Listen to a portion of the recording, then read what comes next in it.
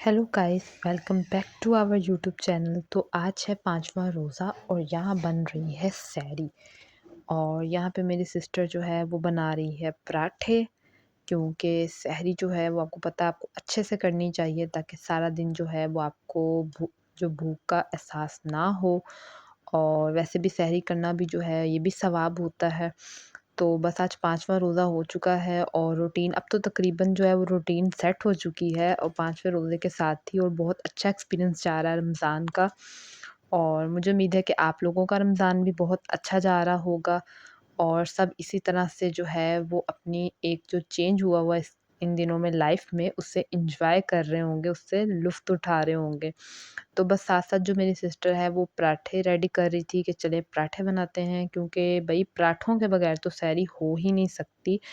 क्योंकि जो भी कह लें ये हमारा देसी नाश्ता है, भई पराठे और साथ जो है वो फ्राई एग और साथ जो है वो चाय रेडी हो रही थी। चाय तो भई हमारी अहम चीज़ है ना, चाहे सुबह हो या रोज़ा खोलने के बाद की रूटीन हो, सहरी हो या इफ्तारी, चाय के बगैर तो कंप्लीट ही नहीं हो सकती। तो आप लोग भी बताइएगा कि आप लोग सहरी में ऐसा क्या स्पेशल खाते हैं?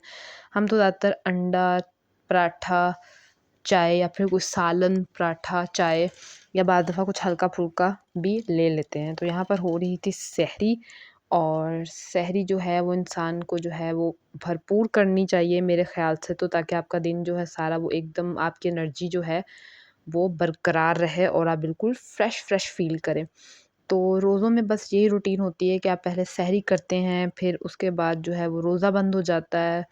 तो उसके बाद आपने फ़जर की नमाज़ पढ़नी होती है, आप थोड़ा-सा कुरान शरीफ की तिलावत करते हैं। फिर आपकी कोशिश होती है कि चलें थोड़ा-सा आराम भी कर लिया जाए, क्योंकि आराम करना भी ज़रूरी है और फिर आपको बाद में इफ्तारी के लिए भी फ्रेश होना होता है, बीच में आपको अपनी नमाज़ें वग़ैरह भी पढ़नी होती हैं। तो बस रोज़ों की रूटीन जो है वो इसी तरीके से जो है वो 1 मंथ के रोज़े होते हैं, तो इसी तरह से रूटीन जो है वो कंटिन्यू रहती है। और साथ-साथ आपको अपने काम भी करने चाहिए ऐसे पूरे तरीके के साथ जो आपने काम करने हैं। ये नहीं कि मतलब अब आपने रोज़ा रख लिया तो अब आप ये कहें कि जी हमसे ये नहीं होता, वो नहीं होता। मेरा ख़्याल से तो रोज़ा आपको और भी ज़्यादा जो है वो एनर्जेटिक बना देता है और भी ज़्यादा फ्रेश कर देता है और आपकी हेल्थ पे भी रोज़े के जो है ना काफ़ी अच्छे असरात होते हैं। तो यहाँ ख़ैर बहुत हो गया मेरा लेक्चर। तो इसी तरह से जो है उसके बाद मैंने सोचा कि चलें चटनी बनानी थी, तो ये चटनी मैंने बना ली है। इसकी रेसिपी भी चटनियों की इंशाल्लाह मैं आपके साथ अनकरीब जो है वो शेयर करूँगी, क्योंकि मेरी कोशिश होती है जो चीज़ बनाऊँ उसकी वीडियो रिकॉर्ड कर लूँ ताकि आप लोगों के साथ जो है वक़्तन-फ़वक़्तन रेसिपीज़ जो हैं वो भी शेयर करते जाएँ। तो चटनी बन चुकी थी, उसके बाद जो है वो आलू गोश्त और गोभी जो है इसका सालन, इसकी भी मैं रेसिपी रिकॉर्ड करी थी। मैं कहा चलो बननी तो है, तो ऐसा करती हूँ कि रेसिपी भी रिकॉर्ड कर लूँ, अनकरीब आप लोगों को ये रेसिपी भी मिल जाएगी। यानी कि आपको हमारे चैनल के साथ कनेक्ट रहना है, क्योंकि आगे आपको आपकी मर्ज़ी का कंटेंट जो है वो मिलता रहेगा। तो हमारे चैनल के साथ जो है इसी तरह से कनेक्ट रहिए। और उसके बाद दिन भर के कामों की मैंने कुछ ख़ास रिकॉर्डिंग नहीं की और उसके बाद अफ्तारी का काम था, तो सोचा कि आज हम लोगों ने सोचा कि घर पर जो हैं वो बनाते हैं आलू के समोसे, क्योंकि भाई समोसे जो है ना वो मुझे ज़्यादा पसंद है। और आप लोगों ने अगर पहले के व्लॉग नहीं देखे तो वो भी जाके देख लें, आप लोगों को पता चल जाएगा। पहले हमारे घर जो है वो पकौड़े ही बनते रहे आलू वाले, तो सोचा कि आज कुछ डिफरेंट ट्राई करते हैं, भई आज बनाते हैं समोसे। तो क्योंकि समोसों का भी भई अपना ही मज़ा है। मुझे आज तक कुछ समझ नहीं आया समोसे में ऐसी क्या लॉजिक होती है, लेकिन भई इसको खा के मज़ा बड़ा आता है, एन्जॉय बड़ा करते हैं। तो हर एक की अपनी पसंद होती है, कुछ लोग पकौड़े खाते हैं, कुछ लोग समोसे खाते हैं, तो बाकी घर वालों को ज़्यादातर पकौड़े पसंद है, लेकिन मुझे भई ज़्यादातर समोसे पसंद है। तो इसी तरह से जो है वो रोज़ों में आप सारा काम जो है वो फटाफट से करते हैं ताकि इफ्तारी के टाइम तक हर चीज़ तैयार हो, क्योंकि भई सब घर वाले मिलकर एक साथ इफ्तारी करें इसमें भी बहुत बरकत होती है।